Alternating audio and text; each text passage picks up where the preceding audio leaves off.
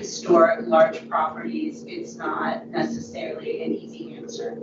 I think that, from what I've read, Michigan Medicine, they didn't feel like they could renovate the place and preserve it in that way.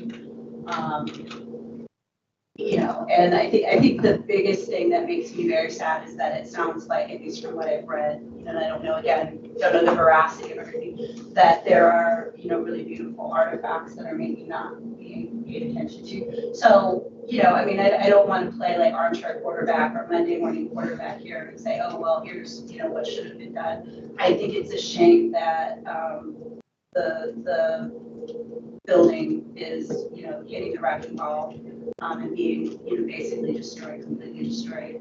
I as I said before, I don't think it's necessary an either or proposition. I do think that there are ways to both preserve the integrity of the building and the economic goals that, redeveloping a property like that might need.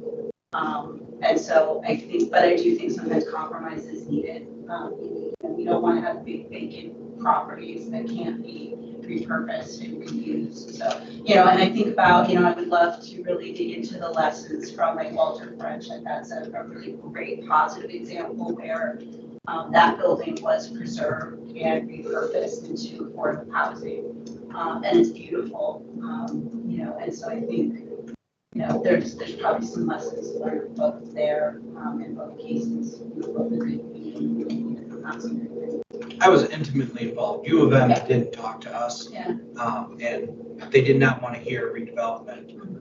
They are going to build in that empty parking lot that sits behind it, not in the footprint of the school, which is a damn shame to see that school go, knowing that U of M has paused all work at this point. So they're going to tear it down, and we might not see anything there for a while. So let me ask you this: if big money were to come flying in, like they did, but the Historic District Commission, because I went and I sat and I said, you got to pull back the Historic District Commission resolution to do a study on that property, and U of M blew a gasket, and they said we're not going to be bullied, and they sent it to City Council anyways, with a unanimous vote. Would you have voted with them? With them, who's the Historic District Commission to send that resolution forward to City Council? So the resolution would have been for a study, which would have paused the demolition. I mean, again, not knowing all the facts as intimately as you do, I probably would be inclined to want to see a study, to want to have the evidence. I mean, the whole idea. I mean, I don't want to start anything with like an adversary. No, like, and that's fine. I use that example because there are, and you mentioned this, we have Sexton. I have sent forward a list, just so you know, to the Historical District Commission, 9 properties, including St. Lawrence, who U of M plans to tear down. I live right across the street from that. And that would be a huge loss in a neighborhood that is suffering right there on that Saginaw corridor. So, the reason I ask that is that there could be pushback on some of these buildings. Why would you want to save that building?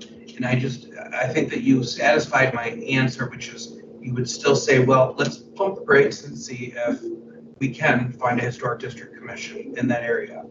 So I appreciate the answer and the honesty on it. I know it's a very difficult spot with U of M being your employer, and I'm not big. I have to live down the street from that stupid Mason blue bullshit that goes around like this all night long. And I've had enough. If I had a slingshot, those legs would be broke. So with that, I would make a motion. Okay, we have a proper motion in place. It's not being recorded. Right. Okay. All right. Okay. Well, we have a proper motion in place. All those in favor, please state by saying aye. Aye. All those opposed? Motion passes. Okay, I do see that we do have a member from the public. I opened up the meeting with public comment. Did you have anything you'd like to speak on before we adjourn? Thank you. Yes. Yeah. Can I get your name for the record? My name's Fred McLaughlin. Okay. 1407 West Holmes Road. All right, the floor is yours, sir. Yeah. Not sure I can add much. It's the first meeting of this group that I've been to, so I thought I'm here at a learning phase, really.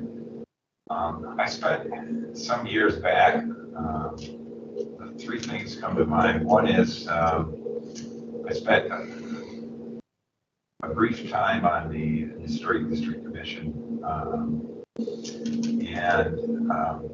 One of my experiences was that it was too visually oriented. There are other aspects in historic preservation. And I've done one of those aspects, which I've mentioned in other settings, which is I was the architect on the Darius Moon House when it was getting moved. And in addition to it, which turned out to be fine because there's some trees that screen it, not to say the addition wasn't successful. Of course, I think it's successful.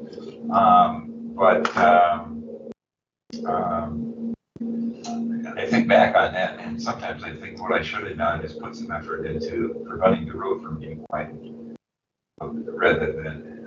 But what I did do was fine. It was a notable house, and we moved it a couple of blocks. So we had to shut off the street for a while, shut down utilities, raise wires, and and service people out there, and moved a couple of blocks over on the Huron Street. It was 216 Huron Street, and.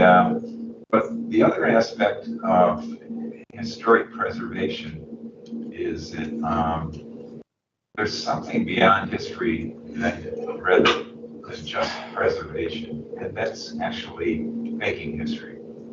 And it's an important thing to keep in mind that as we preserve buildings, that we want to think very carefully about not clinging too much to the past, to where we don't make history, where we don't progress.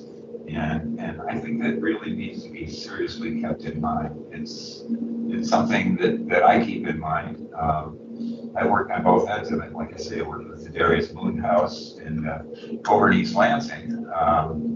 It's not on the historic preservation list now. I don't know if it will be. It's a commercial property, but I did the design for LS Teco restaurant over there.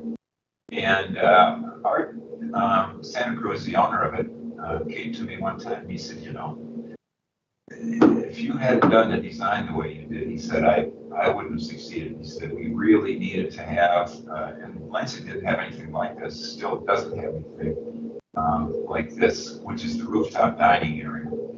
And he said, that really saved the restaurant. The awnings on the front of the building are carefully tuned to the fact that the windows angle back into the facade, and so the edge of the awnings angle back in. I put a slope on them so that they would shed snow, and at the same time it brought kind of Art actually flew the two of us down to New Mexico, and then we went over into Juarez, and I was a little nervous he's going to get shaved there with a straight breeze, and everyone's like, please, I go home. But in any case, actually, those three awnings kind of remind me of I'm trying to think of the names of the mountains in New Mexico. It starts with an S. But in any case, so a lot of the aesthetic there, and he was quite concerned about it. He wasn't happy with the way the LS Teco in Lansing turned out. He wanted it to be much more having those elements. But in any case, I guess that's what I would introduce into the conversation here as you think about it. And also the obvious things, the cost of preserving buildings. That's something to be taken into account. I thought about that relative to City Hall here. I don't know if the cost of converting this building were really that great that it required moving City Hall. I kind of like the government being all sort of together here. I have experiences of being engaged in both city offices, state offices, and so on. It's been really convenient to have them all here together so you could go. But that was the time when you could walk in offices without going through an electronic screen. Anyway, that's all I'm saying. Well, I appreciate your public comment, and thanks for your advocacy for the city. I see, you're in quite a bit of meetings, in constituent meetings as well, so thank you. You're welcome. Thank you. And with that, we are adjourned at 4:01 p.m.